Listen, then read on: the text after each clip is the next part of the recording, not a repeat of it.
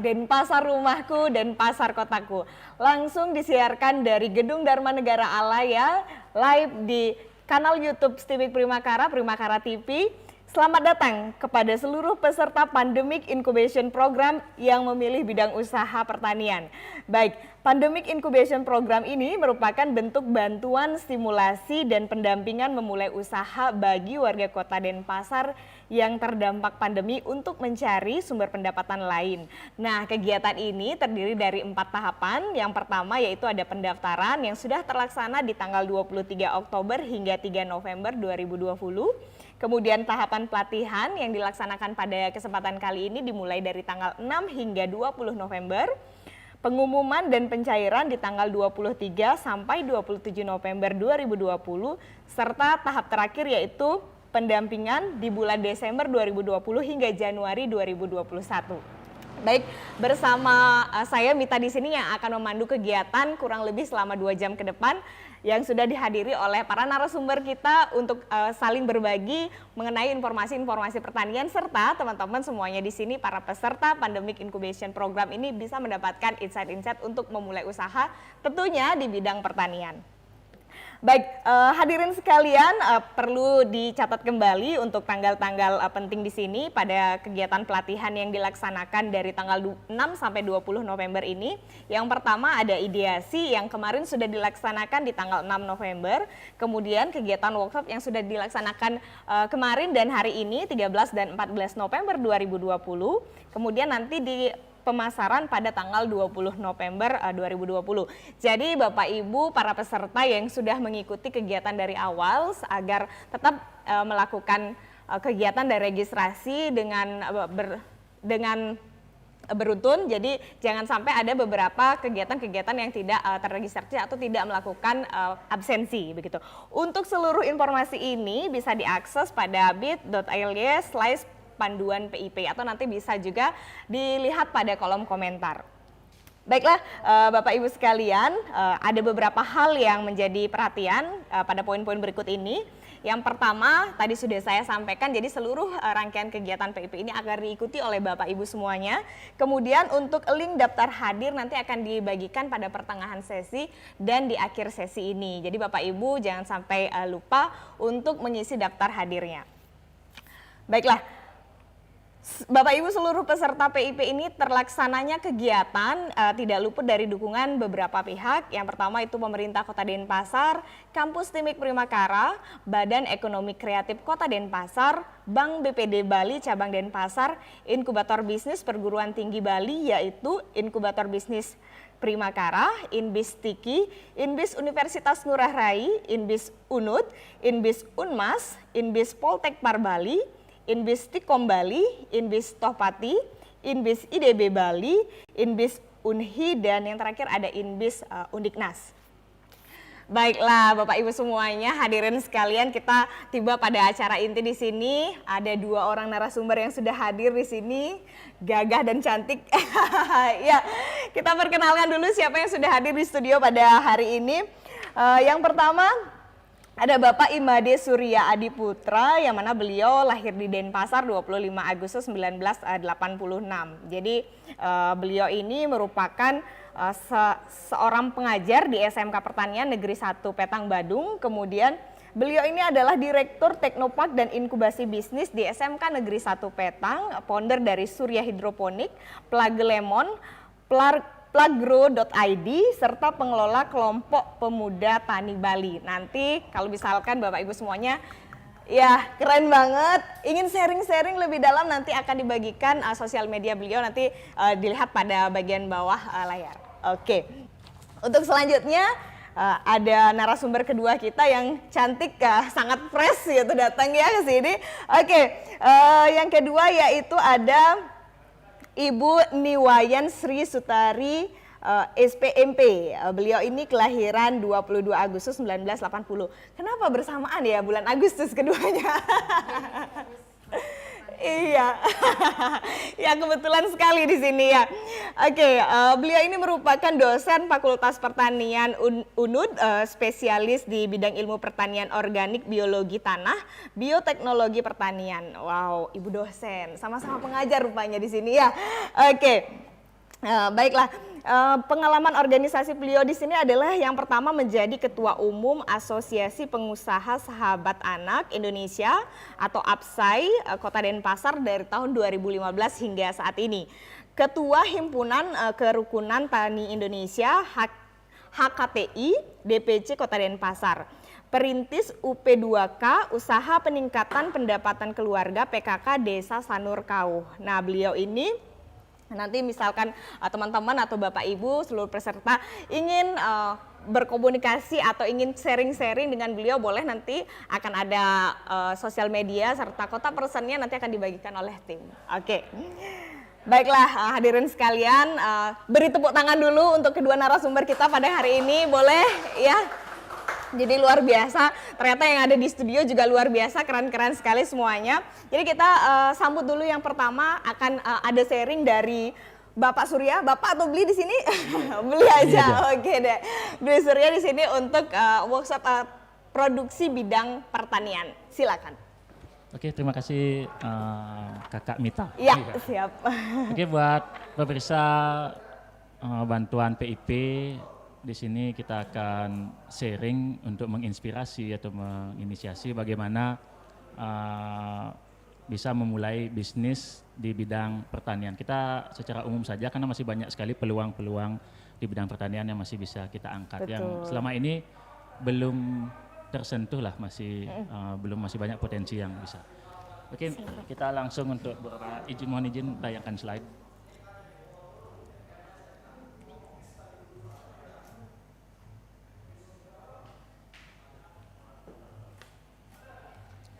Ya, ini kita akan mulai dari sini, agriculture, di mana kita akan mengajak klub bisnis bidang pertanian itu kayak gimana sih gitu.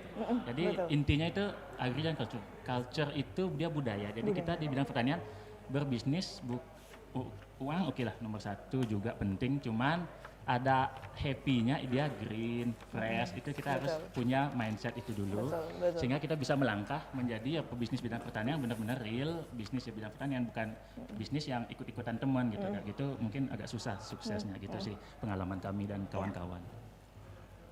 Nah, potensi apa sih yang ada kita miliki? Nah, khusus untuk Kota Denpasar itu banyak sekali yang bisa kita angkat yang belum terjamah seperti tadi. Salah satu itu ada hidroponik, urban farming, ada permaculture gitu. Kalau saya di sini spesifiknya hidroponik. Tapi kita akan juga beri sedikit inspirasi untuk potensi-potensi yang lainnya seperti itu. Nah, peluang bisnis di bidang pertanian, yang pertama tentu kita ngomong pertanian itu apa sih? Tanam menanam kayak gitu. Iya, mungkin tapi Kota Denpasar beli di mana nih ada lahan di Kota Denpasar, masih nggak ada lahan yang luas. Oke, mungkin yang pertama itu untuk yang lahan luas itu kita bisa skip ya. Untuk yang lahan sempit baru kita potensinya kita maksimalkan. Nah, ada budidaya lahan sempit, ada hidroponik, tabulam pot, sayur dalam pot seperti ya sampel yang sudah saya bawakan, tanaman hias dan penjualan bibit yang lagi in saat ini. Dimana sih kita lihat tepi jalan ada bibit, di sudut-sudut lampu merah ada jual bibit. Itu emang karena ada peluangnya, itu makanya kita tangkap peluang itu. Nah, keunggulan yang kita miliki di Kota Denpasar apa sih? Yang pertama kita harus sadari buat pemirsa nanti calon penerima PIP, kita di sini pasar nomor satu itu dekat. Itu. Di mana sih yang kita jual? Kita tentu kalau mau berbisnis, tentu yang utama apa sih pasar. Punya barang nggak bisa jual susah juga. Susah juga tapi lebih mending punya pasarnya tapi belum punya barang, bisa nggak jadi reseller, dropshipper dan lainnya. Nah, itu kita pasar dekat di sini. Nah, seperti pada slide itu yang kita lakukan sebelum pandemi, kita berusaha untuk di Car Free Day itu lancar. Setelah pandemi ya kita berusaha cari pasar apa sih potensi masih ada. Kemarin dari pemerintah Provinsi Bali mengadakan pasar gotong royong itu di setiap dinas, itu kita maksimalkan potensinya. Buat teman-teman yang calon penerima juga itu ada di setiap dinas, itu juga bisa dimaksimalkan. Ya memang buat kita bergerakkan ekonomi di bidang pertanian seperti itu. Oke, teman-teman ini sekilas saja bahwa di dekat rumah ada lahan kontrak, lahan nganggur kontrak saja pasti murah, 100.000 per are. Kita udah bisa dapat 30 are, kita tanam sesuai kebutuhan orang di perumahan atau pada pasar, harga tentu akan lebih mahal. Nah, untuk yang bisnis lainnya itu secara prinsip bisnis pertanian itu relatif menggunakan modal yang kecil. Untuk program PIP ini sungguh sangat cocok ya untuk ini mengambil topik bidang pertanian karena relatif modalnya kecil dan marginnya itu relatif besar. Nah, seperti pada slide ini pot-pot ini investasinya kecil tapi kita bisa jual itu relatif lebih mahal lah. Untuk kayak seledri itu kita bisa jual di restoran bakso untuk di display untuk dijual sayurnya juga seperti itu. Nah, potensi untuk di bisnis hidroponik itu ada banyak sekali yang bisa kita angkat. Salah satunya pertama tentu kita hidroponik apa sih, identik ya sayur sehat kan seperti itu, sayur sehat. Jadi premium grade, sayurnya sehat. Jadi tidak usah buat pemirsa di rumah, tidak usah berpikir bahwa wah tetangga saya juga hidroponik, teman lain juga kayaknya udah menjamur. Jangan berpikir kayak itu. Pikir saja, fokus pada market Anda gitu. Kalau saya misalnya di perumahan gitu, udah tahu bahwa sayur beli surya atau surya hidroponik itu bersih, sehat gitu. Jadi orang perumahan nggak beli lagi di pasar. Jadi kita fokus ya kelola market kita di perumahan. Jadi jangan takut buat pemirsa di rumah. Misal mulailah di tetangganya, di perumahannya. Jadi nggak usah berpikir bahwa di Budul sayurnya banjir, ya itu beda lagi. Jangan kita pikirkan semua pasar karena kita hanya spesifik memikirkan potensi pasar yang kita miliki seperti itu. Dan yang berikutnya itu menjual peralatan hidroponik. Jadi kadang bisnis yang kita ambil itu untung utama tidak pada core bisnis utamanya. Nah, jadi kalau kita kayak ini kita bisa jual seperti contoh jual pupuk kayak gitu. Kita tinggal buat pupuknya, kita kemas, kita label, kita jual pupuknya kan bisa. Sedangkan pupuk relatif harganya cocok lah untuk jadikan bisnis seperti itu. Jadi jangan berpaku hanya jual sayurnya saja. Jadi ambil core lainnya. Dan yang berikutnya tentu saja itu jual instalasi hidroponik yang lagi tren banget saat itu. ini. Iya, Kak Mita. Tren banget, bahkan di selama pandemi di tim kami aja mendapat pesanan tuh hampir 100 pieces instalasi. Yang mini, yang besar lain lagi. Seperti itu. Jadi kita ambil potensi bisnis lainnya. Jadi seperti itu, buat instalasinya, jual pernak-pernik lah dibilang gitu, kayak net potnya seperti itu. Jadi semua hal bisa kita jadikan bisnisnya. Nah, ini beberapa contoh simpel saja di rumah. Kita punya instalasi cantik produktif gitu. Jadi orang di rumah misalnya nanya, beli apaan nih sih? Ada min, boleh nggak dicoba? Oke, boleh silakan. Berapa 7 ribuan satu gelas. Nah, seperti itu kan kali itu adanya 150 titik. 7.000 kali 150 udah lumayan. Karena silakan tinggal hitung. Nah, jadi dia cantik juga, rumah cantik juga, ya seperti itu. Nah, sekarang kita masuk spesifik ke hidroponik. Kenapa sih hidroponik gitu? Jadi hidroponik tuh dia uniknya ini, selain dia produktif, dia cantik gitu. Jadi dan nggak memerlukan lahan yang luas. Jadi seperti itu. Jadi jika misal belum bisa jual sayurnya, pakai saja hiasan di rumah dulu. Nanti udah kita diketahui kita udah expert nih di bidang hidroponik, pasti banyak orang yang akan datang seperti itu. Betul. Nah, kalau hidroponik mungkin secara umum itu adalah teknik budidaya menggunakan air. Itu sih uniknya. Kalau di Denpasar mungkin tanah agak susah. Ya kita air tentu punya air PDAM, air sumur bor. Jadi itu potensi yang bisa kita garap untuk di lahan perkotaan. Nah, keunggulannya ya lahan sempit bisa, sayur relatif sehat, penggunaan air lebih hemat, bersih sayurnya, jadi harga itu tentu lebih premium seperti itu. Ini beberapa contohnya, sistemnya bisa dipilih apa saja, yang penting jangan pahami konsepnya, jangan dihafal atau kita SOP-nya dihafal, jangan. Kita pahami konsep, karena beda tempat, beda orang, tentu potensinya berbeda. Misal di rumah punya warung, dia punya bekas teh gelas, karena limbah dari warung, gunakan potnya gelas itu saja. Nah, jadi nggak usah beli net pot yang mungkin harganya 1.000-an kayak gitu. Jadi maksimalkan potensi dari rumah. Misalnya jual buah, punya dia keranjang buah atau styrofoam buah, ya pakai styrofoam aja, seperti itu. Jadi kan nggak usah beli lagi pipa-pipanya aja. Jadi mindset bahwa hidroponik itu mahal, itu kita bisa tepis karena jargon kita emang low cost hidroponik kayak gitu. Sesuai dengan ini ya, berarti kreativitas. Iya benar, kreativitas. Jadi pahami konsep-konsep prinsipnya seperti itu. Oke, ini kelebihannya sudah sama. Nah, Dan keunggulan hidroponik juga dia tahan lama. Jika ternyata market Bali misalnya ternyata masih lesu, di market luar masih bagus, kita bisa kirim sayur keluar. Ini pengalaman kita kirim ke Jakarta 3 hari itu nggak layu. Karena masih ada akarnya dan emang dia kokohnya, sehatnya benar-benar sehat. Gitu. Jadi semua terkontrol. Kita sampai kirim ke Jakarta itu nggak ada masalah. 3 hari. Nah ini dia kita packing sederhana saja, itu masih kuat. Nah untuk kunci-kuncinya ya tentu air yang utama, ada oksigen. Nah inilah merupakan prinsip-prinsipnya, unsur hara. Jika kita udah tahu kebutuhan unsur haranya gitu, kita bisa modifikasi, nggak harus beli gitu maksudnya. Pupuknya harus beli, bisa buat sendiri seperti itu. Nanti kita kasih contohnya ini, sampelnya kita sudah bawa. Nah ini tadi berapa sistemnya, semua bisa dipilih sesuai dengan keadaan di rumah. Nah untuk medianya pun banyak orang bilang, apakah harus pakai spon? Nah tentu saja tidak, karena spon kadang mahal juga, di beberapa tempat susah juga nyarinya, benar nggak? Nah, bahkan pelaku yang sudah skala besar itu import untuk bahannya, dan tentu saja kita nggak ingin seperti itu. Nah untuk media banyak bisa digunakan, itu bisa pakai kokopit, sabut kelapa. Sabut kelapa ya, kokopit. Ya. Ini juga medianya pakai kokopit ya. Itu sekam bakar, orang ada panen padi minta aja sekamnya kan gratis, bahkan senang juga dibersihin kan sekamnya kayak gitu. Serut gergaji itu sisa orang misal buat kusen, buat pintu itu bisa dipakai. Kita udah riset dan berhasil. Ampas kopi, sekarang ngetren coffee shop, mungkin kita bisa minta keselip kopinya kan, nah, kayak gitu. Dan kerikil, pasir, kapas dan lainnya. Jadi sesuaikan dengan potensi yang ada, jangan mengikuti SOP yang tidak cocok sama kita untuk terapkan. Nah ini untuk langkah-langkah menyemai memang kunci dari keberhasilan dalam budidaya hidroponik, bilanglah untuk jual sayur itu pada saat semai. Kuncinya hampir 70% kuncinya ada pada semai. Oke, nah ini teknis saja, nanti bisa kita bagikan untuk link materinya biar bisa untuk lebih jelas dan bisa berdiskusi.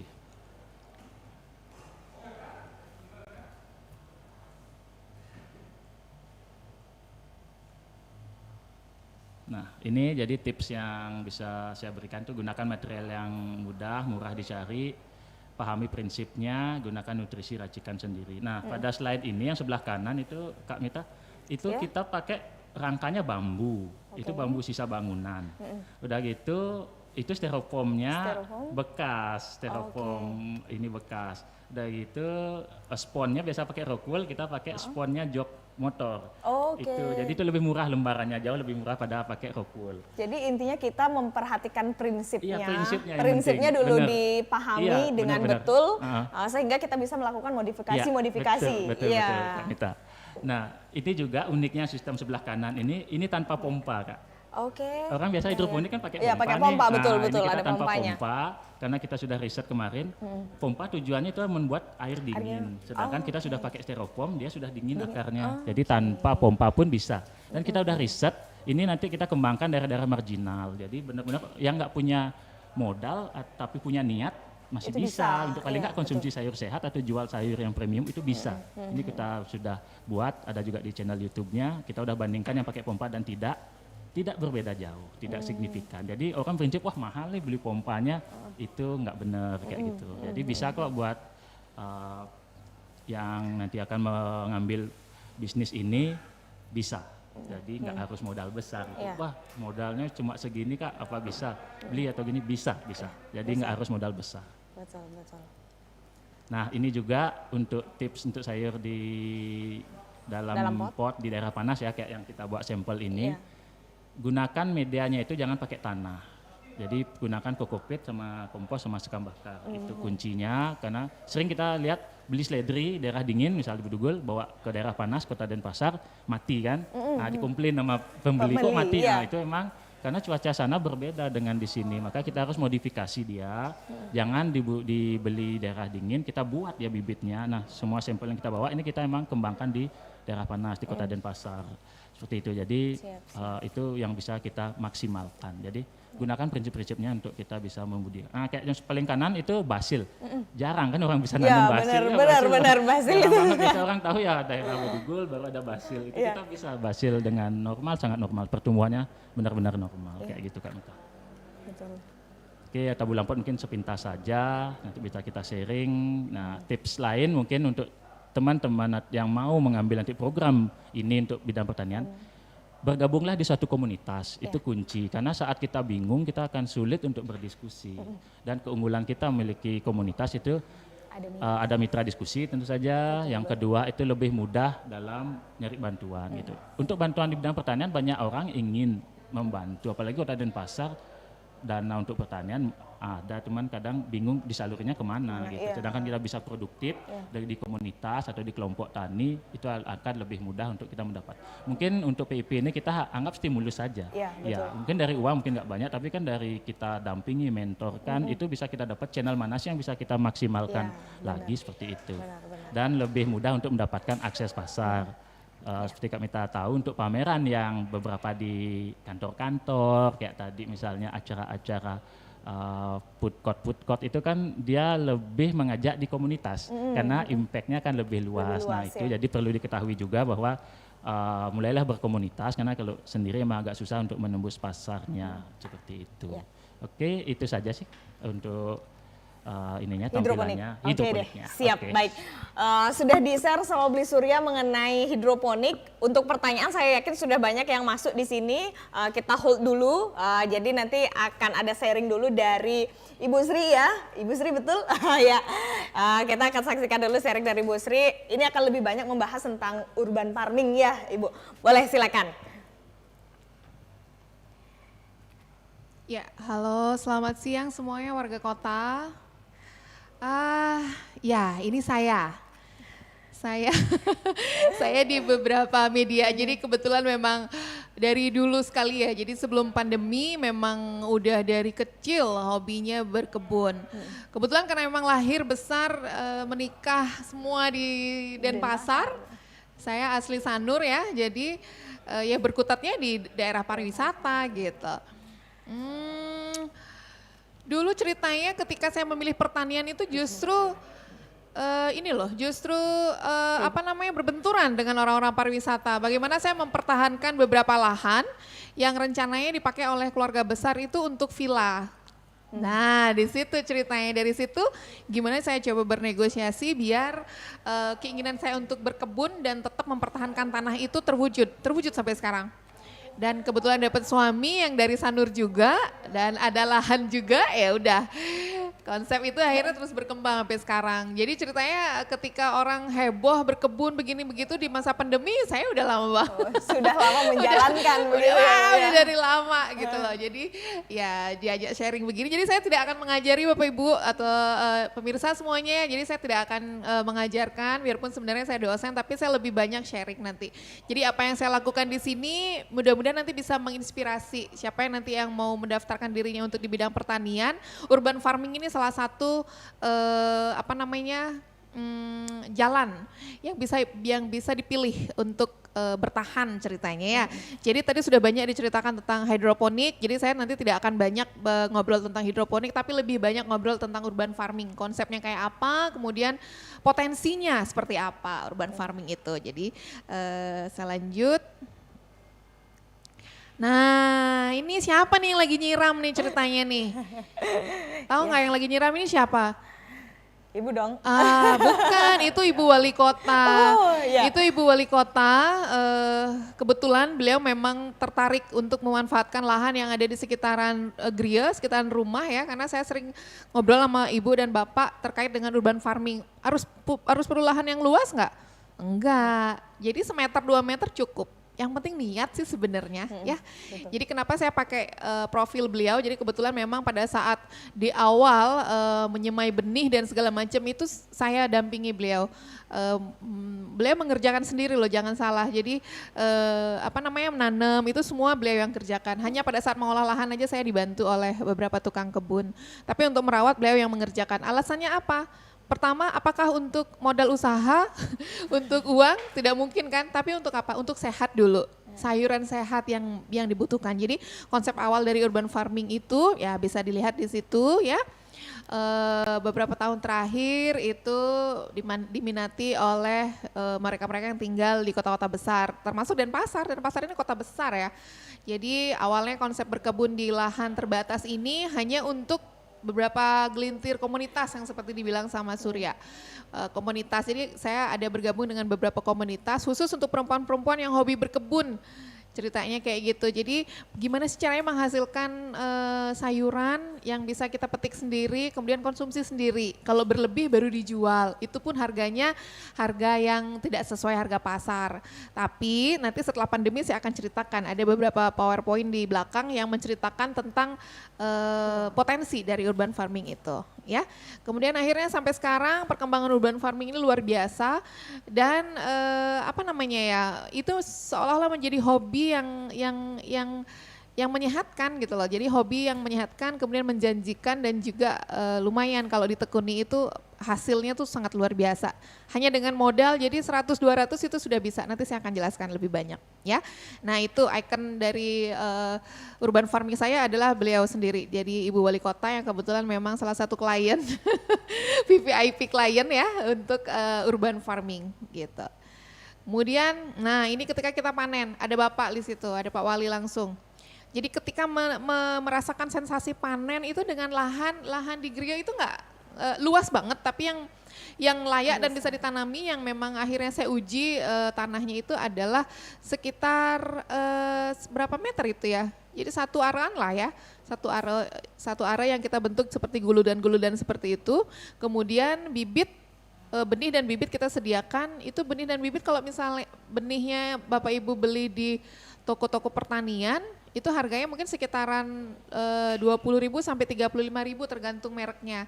Nah kita di Fakultas Pertanian itu juga ada beberapa mahasiswa yang menjual benih. Jadi dari lab pembenihan dan segala macam itu bisa menyediakan benih. Jadi modalnya sangat-sangat murah. Ya, kemudian dari benih itu yang bisa satu ampul itu isinya bisa ratusan. Kemudian kalau disemai, ditanam itu gila-gilaan hasilnya bisa 200% keuntungan.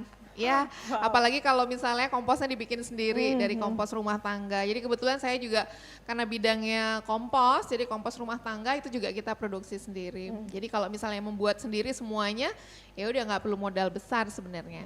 Nah, jadi kalau misalnya urban farming yang berarti bercocok tanam di lingkungan rumah di perkotaan itu dianggap sebagai salah satu gaya hidup untuk menjalani gaya hidup yang sehat. Nah, seperti beliau ini contohnya ya. Jadi nanti kita juga bisa melakukan hal tersebut di lahan yang ada di sekitar rumah, mungkin semeter 2 meter itu cukup untuk menanam berbagai jenis tanaman sayuran yang bisa kita konsumsi sehari-hari. Nah oke, ini beberapa teori saja gitu ya. Jadi kenapa akhirnya urban farming ini begitu booming? Jadi aktivitas berkebun yang memang orang yang sebelumnya sibuk bekerja dan sekarang lebih banyak di rumah kan ya tidak tahu mau ngapain. Ngapain ya benar. Iya kan? Aktivitasnya jadi berkurang. Aktivitasnya jadi berkurang dan memang akhirnya mimpi saya terwujud loh. Jadi kenapa saya dulu di angkatan saya ya orang heboh banget, teman-teman heboh banget cari pariwisata. Jadi jujur saja saya bilang, saya selalu orangnya keluar dari apa out of the box nih ya. Jadi saya nggak pernah mau ikut-ikutan. Teman-teman masuk Fakultas Ekonomi, pariwisata heboh banget. Saya satu-satunya sendiri. Saya alumni SMA Negeri 3 Denpasar gitu ya, sudah terbiasa dengan kesederhanaan gitu ceritanya. Jadi saya memilih ngapain saya harus rame-rame, nanti begitu lulus bakalan rame-rame juga. Enggak, saya harus sendiri. Dan konsep itu saya pegang sampai sekarang. Saya benar-benar konsisten di bidang pertanian dan akhirnya begitu sekarang orang ngomongin pertanian begini-begitu saya cuma nonton. Nah kan terbukti kan selagi manusia butuh makan yang namanya pertanian gak akan pernah mati. Termasuk sekarang mereka pada belajar berkebun itu dengan senang hati. Saya akan membagikan semua tips. Mau ada yang minta kompos saya kasih, ada yang mau minta bibit saya kasih. Semua saya kasih, yang penting mereka tahu dulu bahwa berkebun itu menyenangkan, gitu dulu deh. Jadi setelah mereka merasakan senangnya kayak apa, ternyata bisa dijual. Oh baru kasih hitung-hitungannya, baru dikasih hitung-hitungannya kayak gimana. Nah kalau kamu bikin kompos nanti bisa dijual harganya per kilo sekian. Ada kompos apa lagi? Ada kompos padat, ada pupuk cairnya. Oh ternyata dari limbah rumah tangga bisa ya? Bisa, ada lagi caranya. Nah yang penting mereka niat dulu, nah kayak gitu. Itu salah satu dari bagian urban farming loh ya. Jadi benar-benar pertanian yang sangat menyenangkan sebenarnya. Nah kemudian ini adalah saya ambil langsung dari Instagramnya anak-anak ya, dari binaan saya sendiri. Jadi ini petaninya, mahasiswa saya. Mereka membuat hidroponiknya di halaman rumah. Jadi si Tantra ini udah memenangkan beberapa kali hibah karena memang ketika kita mengikuti lomba-lomba kewirausahaan, kenapa mahasiswa pertanian saya berani mengatakan hampir merajai lomba-lomba wirausaha tingkat nasional. Karena kita konsisten di bidang ini, di bidang pertanian. Jadi mulai dari on farm ya, jadi anak-anak itu bisa mempresentasikan apa yang dia lakukan. Dan harapannya dia kenapa? Apakah dia masuk fakultas pertanian nanti akan menjadi petani? Iya, petani apa? Petani yang keren dong, yang kayak gini gitu kan. Jadi memang dari situ kita harus mengubah image bahwa berkebun itu asik banget dan bisa mendapatkan berbagai pengalaman-pengalaman termasuk dari segi spiritual, material semua ya, dan uang tentu saja akan datang dengan sendirinya. Jadi dia membuat hidroponik ini di halaman rumahnya, kemudian siapa sasarannya? Teman sekelas, teman seangkatan, kakak kelas, mantan pacar, dan tentu saja dosen-dosen. Apakah kita nolak membeli? Justru dengan senang hati kita beli. Dan yang paling ditekankan Bapak Ibu ketika mereka mulai belajar berbisnis itu ya, jangan pernah memberikan gratisan, itu yang saya tekankan. Ya, jangan ketika mulai belajar bisnis, jadi yang memang benar-benar modalnya itu didapatkan entah dari hibah atau apa, jangan memberikan produk Anda itu dalam bentuk gratis, coba-coba jangan. Karena itu akan mengurangi rezeki-rezeki yang lain. Pokoknya jangan gratis, jangan pernah percaya kalau gratisan itu nanti akan baliknya enggak. Ketika kita mulai belajar usaha dan kita berdoa bahwa apa yang kita hasilkan dari bertani itu kemudian dibeli oleh orang lain dan mereka memberikan testimoni ke kita bahwa sayurnya seger banget. Oh kalau dengan seger banget kemudian tubuh kamu sehat makan sayuran, layak nggak dengan aku jual misalnya 5.000 per ikat? Oh mau dong aku bayar 7.000, tiba-tiba yang dari 5.000 bisa jadi 7.000 setelah dia tahu manfaatnya, kayak gitu ya. Dan jangan sekali-sekali bilang harga teman. Ya kalau teman itu seharusnya saling support, ya, dialah yang akan membayar lebih, kayak gitu. Betul. Jadi ceritanya kayak gitu ya. Kemudian, nah ini beberapa owner dari hidroponik yang memang dibuat oleh mahasiswa. Mereka modalnya nol banget. Teman-teman semua ya. Jadi mereka memang mendapatkan modal itu dari memenangkan hibah-hibah yang diadakan oleh Kemenristek Dikti, kemudian Belmawa, kemudian berbagai perusahaan swasta, CSR dan segala macam. Ini mereka mendapatkan modal itu dengan mempresentasikan project mereka. Saya mau berhidroponik di halaman rumah dengan sekian-sekian. Jadi ini adalah beberapa ownernya dan sampai sekarang masih eksis. Justru selama pandemi ini mereka omsetnya luar biasa sama ya seperti yang bilang sama Surya ya. Jadi dari pembuatan instalasi, benih, kemudian belum panen aja udah pada minta. Kemudian dijadikan spot selfie. Sekarang berkembang jadi tempat untuk prewedding gitu loh. Jadi itu sesuatu hal yang sangat menjanjikan sebenarnya dari urban farming ini. Kemudian, nah ini lagi owner. Semua mahasiswa saya cantik-cantik, nggak ada yang mahasiswa pertanian itu nggak ada yang dekil. Mungkin bayangan kalian ngelihat mahasiswa pertanian tuh mungkin kayak lelakut gitu ya. Udah enggak. Dosen aja kayak gini bentuknya. Ya, jadi ya udah mahasiswa. Ini bukan sengaja nyari yang cantik-cantik, nggak emang fakta. Ya, emang faktanya ya, fakta betul. Dan realita ya. Ini memang cita-cita saya mengubah. Kenapa saya masuk di Fakultas Pertanian? Saya mau mengubah banyak hal terkait dengan pertanian. Pertanian tuh keren, pertanian tuh cantik dan bonusnya apa? Kalian sehat gitu loh, sehat jadinya kan. Nah ini beberapa teman-teman saya yang memang bergerak di urban farming itu ada Mami Yuli ya, itu kebunnya udah banyak banget dikunjungin. Awalnya beliau belajarnya itu di kebun Fakultas Pertanian untuk ngelihat kayak gimana sih nanam sayuran yang simple, yang umurnya cuma 21 hari kayak apa gitu. Dan apakah lahan yang digunakan luas? Enggak, itu di rooftop. Di rooftopnya beliau tidak luas, ini karena pengambilan fotonya aja yang bagus ya kan, bener. Jadi semua ada di situ. Kemudian di sebelah kanan ada bapak-bapak lagi manggang, itu adalah kebetulan bapak kadus saya yang ada di Sanur. Jadi dari 12 dusun ada satu bapak kadus yang kebetulan saya ajak aktif mengembangkan urban farming dari Sanur dulu deh, nggak usah jauh-jauh. Jadi dari Sanur dulu. Begitu Sanur berhasil baru melesat kemana-mana gitu kan. Nah itu kebetulan ada di rumahnya beliau di Jalan Danau Tempe. Agak ke barat, ke timur sedikit Danau Poso. Nah, itu di lantai 3-nya. dipakai kebun. Dan sore-sore biasanya mereka manggang dan segala macamnya. Itu keren banget tempatnya ya. Apakah mereka butuh modal banyak? Enggak. Modal awalnya dari mana? Dari hibah. Dari hibah kebetulan waktu itu ada KRPL namanya.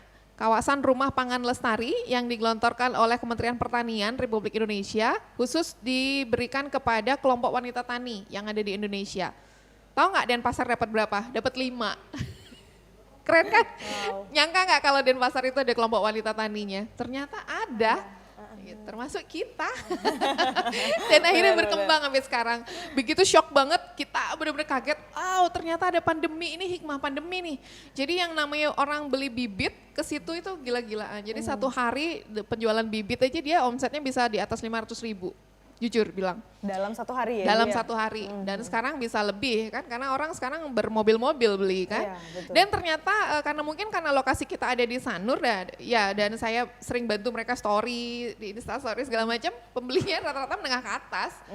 Yang nggak pakai nawar, yang begitu heboh ngeliat terong. Terong kayak gini, wah ternyata ada berapa jenis gitu loh ya. Ada terong bulat, terong ungu panjang, ada terong ungu yang bulat juga, pada ketawa semua ngomongin terong. Nah yang kayak gitu, jadi luar biasa sebenarnya sensasi berkebun di rumah aja, tanpa perlu dia meninggalkan rumah loh ya. Jadi di rumah dia selesai nanding canang ya dia berkebun lagi, kayak gitu ceritanya. Nah ini kita beberapa kunjungan di Sanur ya, ini di lantai 3 juga. Dari kunjungan-kunjungan selama pandemi nih semua nih, banyak sekali kita menerima kunjungan. Semua dengan protokol kesehatan, nggak boleh naik lebih dari 5 orang waktu itu. Jadi pada berburu, banyak dinas yang mengunjungi kita, jadi sampai liputan-liputan TVRI nasional juga. Karena bingung nyari liputannya apa, ya udah seputaran pertanian. Jadi saya eksisnya ya jadi artis di kebun gitu ya. Cuman ya jadi saya senang banget, jadi PKK saya juga mendapatkan tambahan luar biasa. Ya jadi sekarang ini dijadikan penghasilan utama dan sudah merekrut beberapa ibu-ibu yang memang dirumahkan. Sekarang mereka bekerja di situ. Jadi kalau misalnya nanti mau berkunjung dengan senang hati saya anterin ya.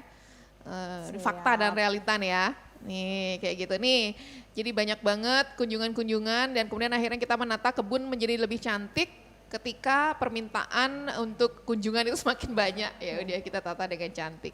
Nah ini kebetulan saya juga sering bantu-bantu di situ, ini menjelang sore ya.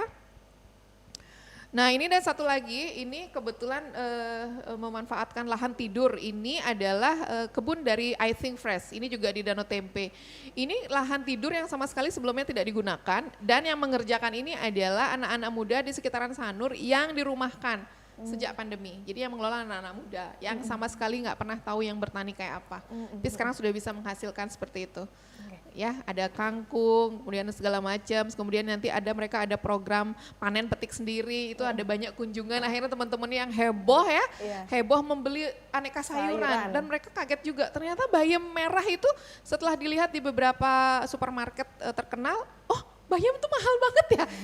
Wah, bayamnya mahal dong. Belum lagi petaninya anak muda semua ya udah. Jadi ini adalah omset-omset yang bisa didapatkan dari kita berkebun di sekitar halaman rumah. Dan ingat kita tidak memerlukan lahan yang luas ya. Yang penting sebenarnya kita konsisten menyediakan hasil panen. Karena kalau sekali aja kita panen kemudian habis itu permintaan ada dan kita tidak lagi ya udah nggak ini lagi. Ada kelanjutannya lagi. Oh jangan salah, ini klien saya. Kayak gini-gini sekarang berkebun, asik kan? Ya, beliau adalah owner dari Segera Village Hotel gitu kan. Jadi kebetulan ya di Sanur dulu lah. Dari Sanur dulu, dari yang deket-deket dulu.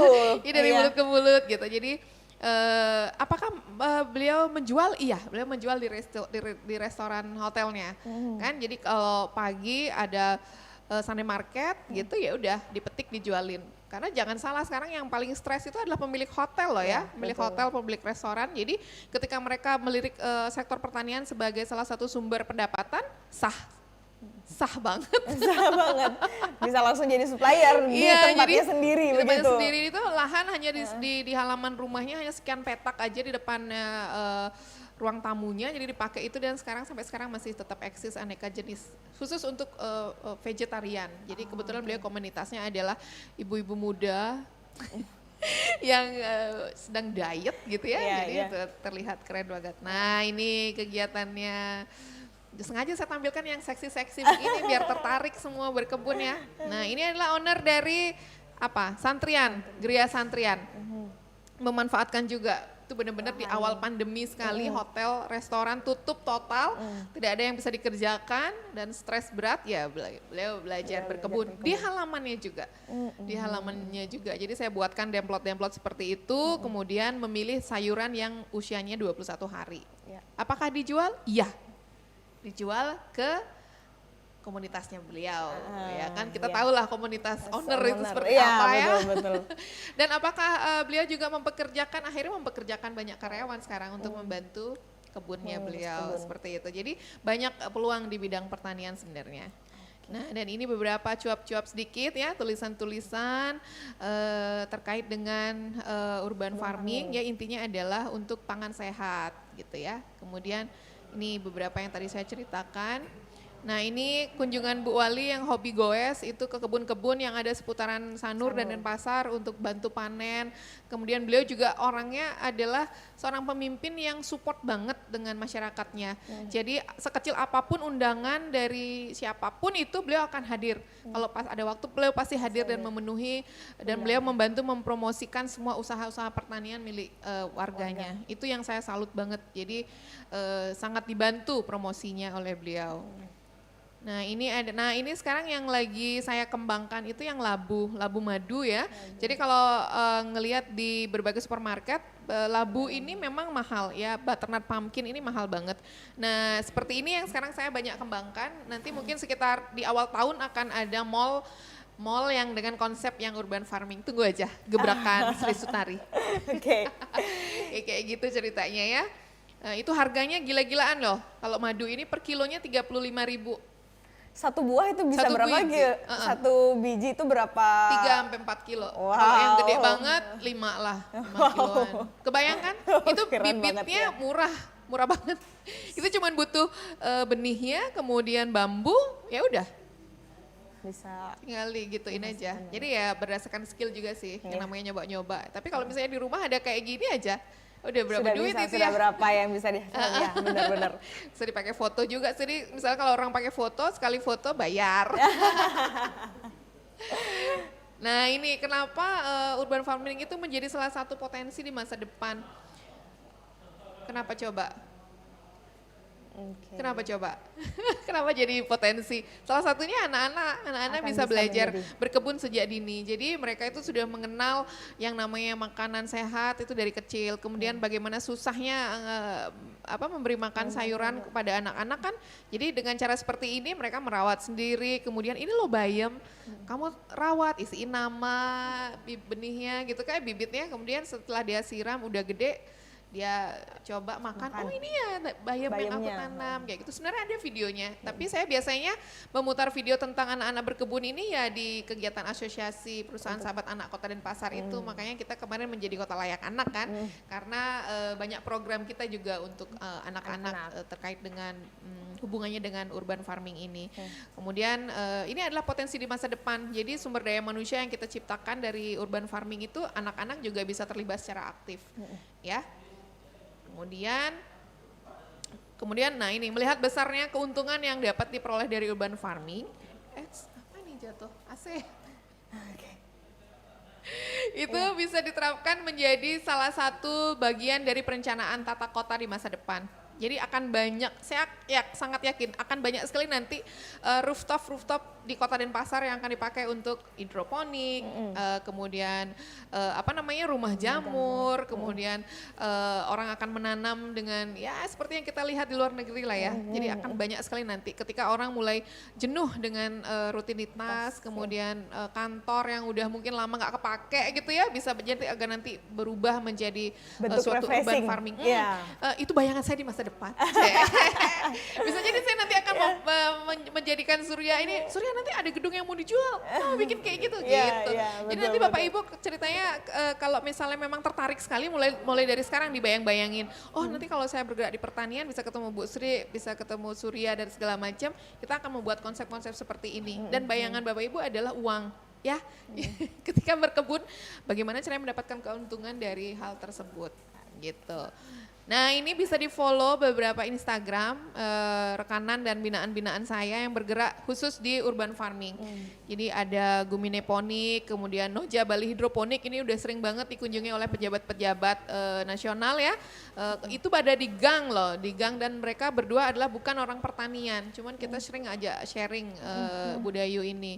Kemudian ada, nah ini kebunnya Fakultas Pertanian yang KPFP itu, jadi ada melon di situ, ada anggur juga, itu ada pengelolanya juga di situ. Jadi saya hanya bantu untuk memasarkan saja.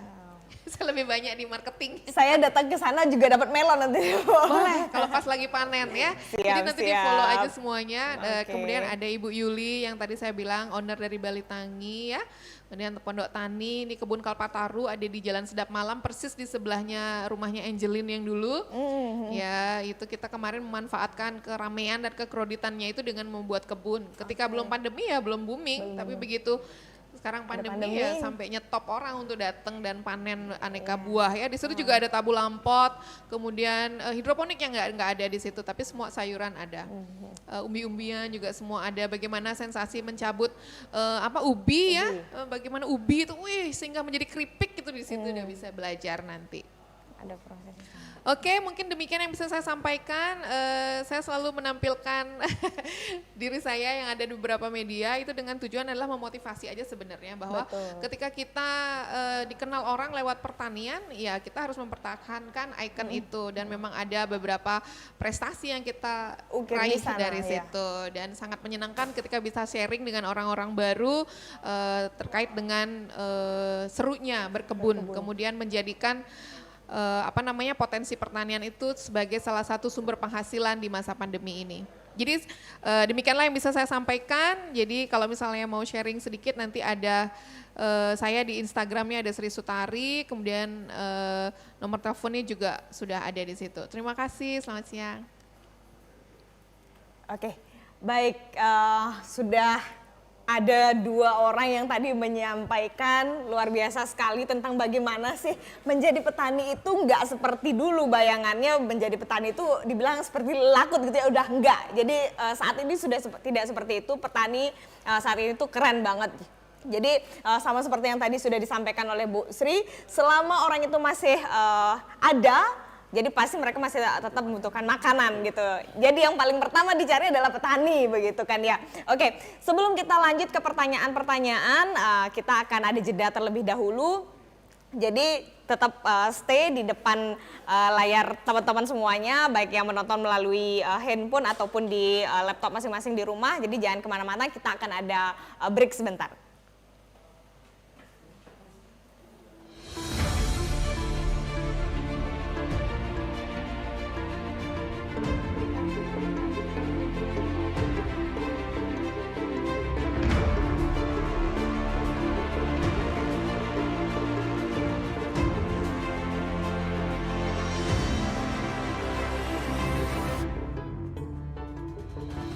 Tidak salah kalau Denpasar merupakan salah satu dari kota kreatif di Indonesia.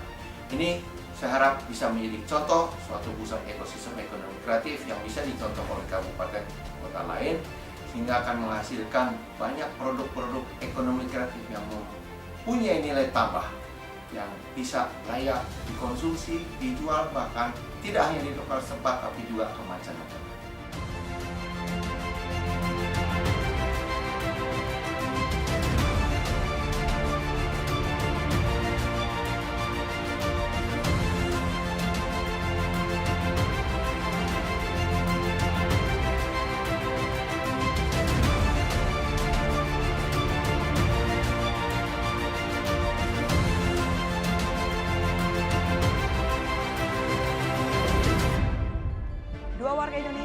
Positif terinfeksi virus Saat corona ini disebut kita orang sedang melakukan diuji, sama-sama berjuang menghadapi pandemi.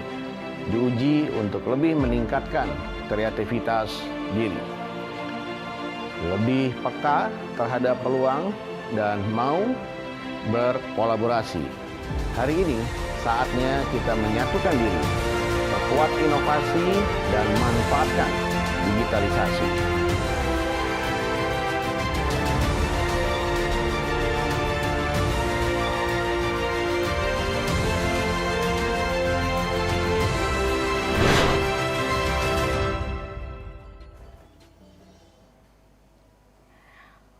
Baik, selamat berjumpa kembali di sesi ini. Jadi akan ada beberapa pertanyaan-pertanyaan yang sudah terpilih baik dari teman-teman semuanya, dari Bapak Ibu sekalian. Jadi yang pertama ini ada yang masuk dari Inyoman Surya Wirawan. Bagaimana cara mengatasi anak muda yang gengsi terjun ke dunia pertanian? Padahal peluang bisnis di bidang pertanian sebetulnya sangat menjanjikan. Kalau ini saya bakalan minta tanggapan dari Bapak Ibu keduanya di sini. Jadi bisa di-sharing agar ada motivasi untuk para pemuda, anak-anak muda untuk jangan gengsi berbisnis di dunia pertanian. Boleh silakan kepada Beli Surya dulu. Oke, untuk Beli Nyoman atau adik Nyoman ini, bagaimana cara mengatasi yang gengsi? Kita sebenarnya udah buatkan beberapa programnya di dinas pun sudah ada, yaitu harus bergabung di komunitas tadi. Jadi ada beberapa komunitas petani muda itu banyak di Denpasar, di Bali juga banyak. Setelah join di sana bahwa kita tahu, karena kalau kita tidak ikut di dalam kan kita nggak tahu nih kerennya kayak gimana nih gitu, kayak Ibu Sri tadi bilang. Ternyata asiknya bertani itu kayak gini, hasilnya setelah pegang uang ya kayak gini. Kalau hanya dibayangin aja ya nggak bisa seperti itu. Dan bagaimana mereka tertarik ya tentu awalnya sosial media, mungkin dilihat komunitasnya, dilihat kayak tadi ada kebunnya, main aja datang ke sana, kita coba ke sana, udah gitu, udah lihat nih, wah kebunnya keren, asik nih, udah gitu bertani nggak kotor loh, nggak bisa diatasi dengan teknologi kayak gitu. Setelah itu baru udah ada ketertarikan, pasti yakin. Hampir semua kita ngelola juga kelompok muda tani Bali itu kan emang isinya anak muda semua. Jadi emang semua yang setelah join ya emang fokus bisnisnya di bidang pertanian. Jadi emang diawali ketertarikannya dulu. Nggak bisa kita ajarkan bahwa oh kayak gini. Kalau dia nggak tertarik pasti dia bilang petani itu nggak keren loh kayak gitu. Jadi intinya buat dia Kenal pede dulu benar, pede dulu bahwa petani keren Kenal gitu. dulu. Benar. Iya betul. Kayak gitu buat Pak Nyoman.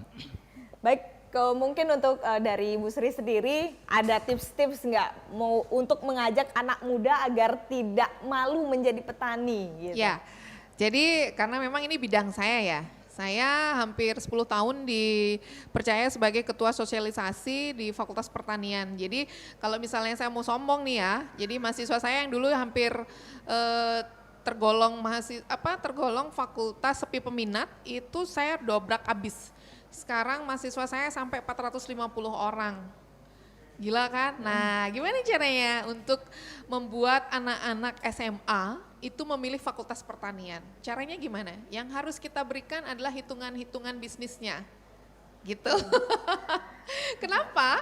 Karena ketika orang memilih, ketika anak muda nih memilih, kenapa dia memilih pariwisata? Alasannya ada dolarnya. Emangnya pertanian nggak ada dolarnya? Ada dong. Apa yang bisa dilakukan dari situ? Coba kamu serius aja nekunin buah lokal. Ketika buah lokal, kemana akan dikirim? Ya diekspor. Iya betul. Ya kan? Nah hitungan-hitungan itu yang selalu saya promosikan. Bahwa potensi-potensi dari berbisnis pertanian itu yang sering saya sharing ke anak-anak SMA hampir seluruh Indonesia. Ya seperti itu. Jadi ketika mereka membayangkan gemericing uang dan dolar itu ada dari dunia pertanian, mereka akan tertarik. Sama seperti ketertarikan mereka dengan dunia pariwisata. Kemudian apa yang harus kita ubah image-nya? Orang ketika memilih dunia pariwisata dia bilang, bisa jalan-jalan, keren. Bisa pakai baju, pokoknya keren dah dibayangkan. Apakah pertanian bisa? Bisa dong. Itu yang harus diubah. Jadi saya membentuklah agripreneurs. Agripreneurs itu adalah anak-anak muda yang kebetulan mahasiswa saya waktu itu saya bentuk untuk mereka menjadi pengusaha di bidang pertanian. Jadi saya dandanin mereka, ikut lomba fashion show enggak, Kota Denpasar ikut. Nuansanya apa? Pertanian. Serba hijau, ya kayak saya sekarang ini nih, bajunya bunga-bunga, daun-daun gitu. Dan waktu itu image-nya mereka adalah menggunakan baju-baju atau bahan endak yang nuansa alam. Kemudian mengubah image itu apakah susah? Cukup susah. Karena selalu dibandingkan dengan mahasiswa fakultas lain. Iya, betul. Dan begitu saya berhasil, sekitar 2-3 tahun saya berhasil mengubah image itu, orang benar-benar nggak nyangka. Ini anak pertanian, bukan anak fakultas ini ya, bukan anak fakultas ini. Ya, udah mulai pangling mereka. Udah mulai pangling setelah mereka berubah. Kemudian setelah itu mereka berhasil mewujudkan seorang pengusaha muda di bidang pertanian selama sedang kuliah. Karena ketika kita kuliah pertanian, Pak Surya ya, khusus di Fakultas Pertanian, itu mereka saya ajarkan untuk membentuk suatu bisnis rumahan dari hasil pertanian. Ya seperti tadi, menjual kompos, menjual benih, kemudian dari hulu ke hilir. Setelah itu berhasil dan kemudian dompet mereka tebal, mereka akan bisa bercerita bahwa jadi petani itu tidak harus punya sawah yang luas, tidak harus punya kebun hektaran gitu ya, tapi bisa juga dirintis dengan hal-hal simpel seperti tadi hidroponik, kemudian menjual benih, yang penting kita tahu potensinya apa. Setelah itu akhirnya berhasil sampai sekarang, mungkin Pak Surya mungkin bisa nanti bergabung ya ke beberapa komunitas seperti yang disarankan oleh Surya juga gitu ya. Jadi banyak komunitas anak muda yang bergerak sekarang di bidang pertanian.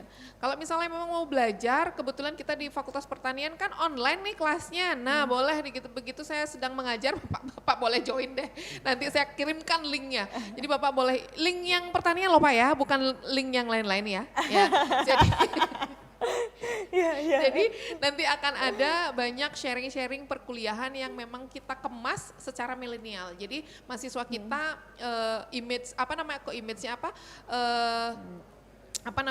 mereka sudah punya prospek kedepannya begitu saya tamat, saya adalah seorang pengusaha di bidang pertanian seperti itu.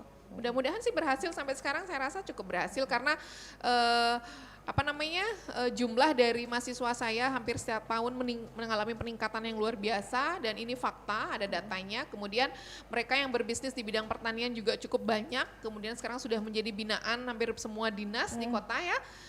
Kemudian mereka menjadi narasumber dari berbagai SMA itu banyak yang menggunakan tenaga kita. Kemudian mereka juga banyak sekarang yang memang tidak mencari pegawai negeri. Jadi fokus sebagai petani, pengusaha di bidang pertanian seperti itu. Oke. Mungkin itu Pak Surya. Ya, oke, kita sambung ke pertanyaan selanjutnya. Nah, sebagian besar dari Bapak Ibu yang mengikuti program ini, program PIP ini adalah mereka-mereka yang memang belum memiliki usaha begitu. Jadi yang karena adanya pandemi jadi putus kerja dan lain sebagainya. Nah, apa sih hal yang paling utama nih, yang paling mendasar sekali yang harus dipersiapkan oleh Bapak Ibu para peserta PIP ini dalam memulai usaha di bidang pertanian ini? Itu dulu yang paling pertama, karena kan mengingat dari program ini ada bantuan atau ada stimulus senilai 1 juta rupiah yang nanti akan diterima. Itu yang paling mendasar. Kalau misalkan nanti untuk pengembangan dan lain sebagainya itu pasti akan mengikuti dan pasti akan ada insight-insight banyak lagi dari entah komunitas atau pelatihan-pelatihan lainnya. Itu mungkin yang bisa lebih ditekankan di sini. Oke. Mungkin dari Bri Surya dulu bisa. Oke, untuk memulainya ya mungkin rekan-rekan teman-teman di rumah baru masih bingung kan seperti itu karena dirumahkan mungkin seperti itu. Yang pertama kalau saran yang itu kerjakan saja dulu untuk dikerjakan saja sekarang dulu. udah ada infonya, sekarang udah dapat inspirasinya paling enggak, jangan ditunda lagi numpung hangat kan. Pak ada Surya, ada Bu Sri, langsung aja kontak atau main ke kebun atau itu langsung dikerjakan. Nanti setelah itu setelah ada ketertarikan baru teknis karena ada banyak teknis maklum karena kita bukan awalnya di sana, pasti tentu ada banyak hal yang dipelajari. Tentu itu kalau dipelajari nggak sulit, gitu. Seperti itu. Jadi harus segera dimulai. Eksekusi langsung. Eksekusi langsung. Iya betul. Kalau dari Bu Sri sendiri ada pesan-pesan yang harus disampaikan untuk memulai supaya kita nggak terbenam gitu ya, bisa langsung segera mulai di bisnis pertanian ini mungkin bisa di. Jadi kalau misalnya modalnya 1 juta, untuk saat ini kita tidak boleh bilang cuman. Ya, cuman 1 juta nggak boleh. Karena 1 juta itu di pandemi itu benar-benar angin segar ya. 1 juta itu sangat besar untuk memulai suatu modal pertanian. Jadi kalau misalnya memang nanti akan dari daftar ini nanti mereka daftarkan ya. Iya betul. Kemudian diseleksi. Nanti akan ada seleksinya. Jadi akan ada seleksi untuk mendapatkan stimulus dana sebesar 1 juta di bidang pertanian. Jadi setelah Bapak Ibu misalnya lolos sebagai salah satu penerima, jangan ragu-ragu kontak kita. Itu betul. Jangan ragu-ragu kontak kita akan mencoba mengembangkan dana 1 juta itu menjadi berlipat-lipat. dan Bapak Ibu akan menjadi kaget. Ternyata semurah itu, gitu. Ya, pokoknya kita mulai dulu dari rumah, dari rumah kita apa yang bisa dikerjakan. Tapi kalau misalnya membuat instalasi yang aeng sekali hidroponik ya nggak cukup, sangat tidak cukup. Kemudian kalau mau berkebun yang tanaman buah yang dengan buahnya banyak banget itu tidak mungkin. Tapi kita mulai dulu dari rumah. Setengah dari modal itu bisa dimanfaatkan.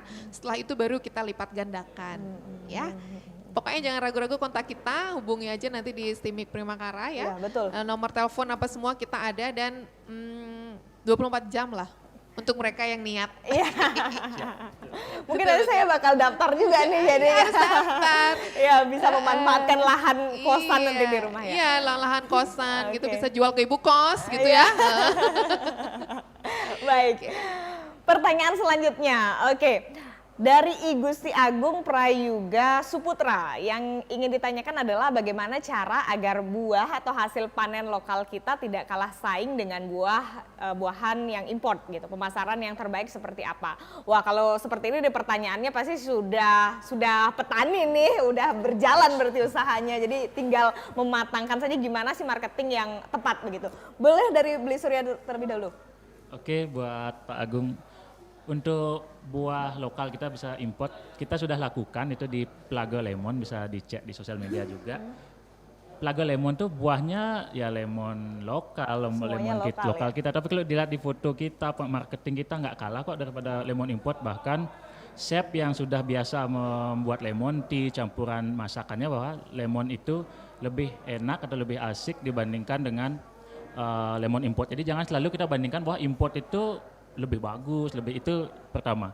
Bahwa kita bisa kok bersaing dengan produk-produk import itu gitu. Yang penting kita buat kualitasnya sama bahkan lebih tinggi. Kalau lemon di Plaga Lemon itu kulitnya halus, benar-benar tidak ada bercak, airnya banyak, daging buahnya kuning, udah gitu aromanya enak, udah gitu packagingnya juga premium. Kalau kita pakai fruit form, kita pakai juga fruit form. Jadi emang cantik dia. Bisa seperti itu kita bisa tembus-tembus untuk restoran dan supermarket yang premium. Itu kuncinya memang harus kualitas. Dan kualitas. Kualitas. Jadi kualitas itu yang dimulai ya dari kebun. Bagaimana perawatannya, pupuk organik wajib, jadi karena trennya low pestisida, bahkan zero pestisida, itu harus diikuti. Tidak bisa kualitas itu datang tiba-tiba ujuk-ujuk gitu. Karena banyak orang jika kita bina, misalnya bilang, wah untuk apa lagi kita lakukan ini, lakukan itu, ya kaitannya nanti dengan kualitas. Karena dengan tanaman yang tidak terawat, tentu kualitas itu tidak akan bisa. Contoh misal grade yang bisa diterima supermarket itu lemon sekilo isi 5 yang besar. Jika tidak dirawat buahnya akan kecil. Itu tentu kita harus dijarangkan, masih bunga kita udah tahu bunga yang bagus dan jelek, bunga yang jelek kita buang. Jadi proses dimulai dari seleksi di lapangan. Jadi baru ada kualitas. Dan sudah kita buktikan bahwa dengan premium grade itu kita bisa tembus kok pasar-pasar yang premium seperti itu. Intinya harus bersabar dulu ya, jadi nggak bisa tiba-tiba pengen kualitas yang luar biasa tapi dengan cara yang benar-benar singkat, instan seperti itu ya. Proses. Oke, baik. Kita ada waktu untuk satu pertanyaan terakhir. Jadi ini dari siapa pertanyaan terakhir bisa dilihat? Dari Bapak Inyoman Surya Wirawan. Oke, ini kembali ya pertanyaan yang tadi ya. Tadi sudah ini ya. Oke, belum ya. Baik, apakah ada instansi ataupun badan di Kota Denpasar yang siap menampung dan menyalurkan hasil pertanian kami agar nantinya pemasaran hasil pertanian ini bisa lebih luas itu? Ini kalau di Denpasar mungkin bisa lebih ke Bu Sri ya. Ya, oke. Adakah instansi yang menyalurkan? Oke, sebentar dulu. Jadi kalau misalnya berbicara tentang penyaluran hasil pertanian ya. Ya, jadi betul. Yang ditanya ini kan, jadi misalnya Pak Surya memproduksi sayuran sawi hijau misalnya, panen banyak banget gitu kan. Kemudian nggak tahu mau dibawa kemana. Ya, betul. Itu mungkin maksudnya ya. Kalau hasil pertanian keseluruhan, kalau dari Dinas Pertanian sepertinya belum ada program untuk itu. Tapi kalau diubah menjadi produk olahan, Itu pasti. Pasti ada. Jadi kebetulan saya ada juga di Dinas Disperindag. Saya ada di Dinas Perindag Kota Denpasar khusus untuk pasca panen hasil pertanian. Itu nanti kita ada pasarnya gitu loh. Jadi ada pasar murah gitu ya, kemudian ada juga bazar-bazar, kemudian bisa diolah menjadi jus, misalnya jus segar seperti itu. Sayur-sayurannya atau buah-buahannya, kemudian seandainya bisa diolah menjadi sejenis keripik, itu bisa banget. Jadi kemarin kita ada workshop juga tentang desain kemasan khusus produk pertanian. Jadi kalau seandainya nanti Pak Surya benar-benar serius, ya dari 2 pertanyaan aja udah terlihat bahwa beliau memang serius di bidang itu. Jadi nggak usah diseleksi deh, kasih aja deh. Kalau Pak Surya. Jadi dari terlihat dari pertanyaannya bahwa memang beliau serius gitu. Kalau seandainya, karena kan beliau sudah bilang kalau seandainya hasil saya banyak nih mau diapain nih sama kota gitu ya. Dan banyak hal yang bisa didiskusikan di situ Pak.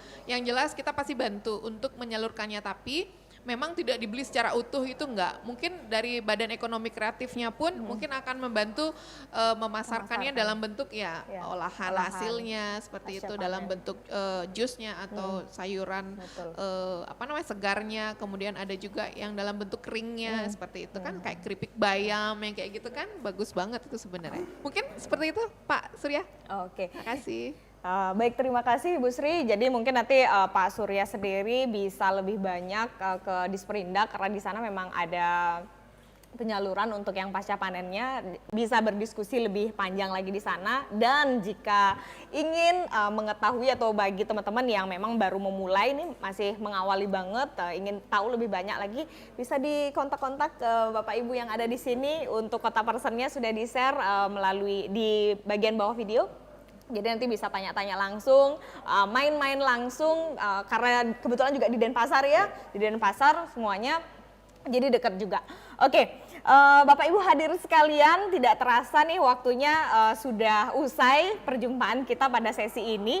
Jadi di sesi berikutnya nanti akan ada pembahasan mengenai workshop di bidang jasa. Jika Bapak Ibu yang ada pada sesi ini ingin mengikuti workshop selanjutnya itu dipersilakan, tapi tidak perlu mengisi daftar hadir kembali. Jika hanya ingin mendapatkan ilmu-ilmu berbagi dari para narasumber di bidang jasa itu boleh dipersilakan.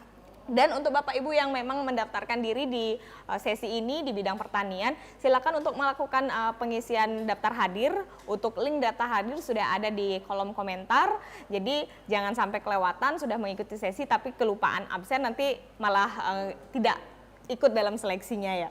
Oke. Baik, terima kasih kepada seluruh peserta yang sudah hadir pada kesempatan kali ini.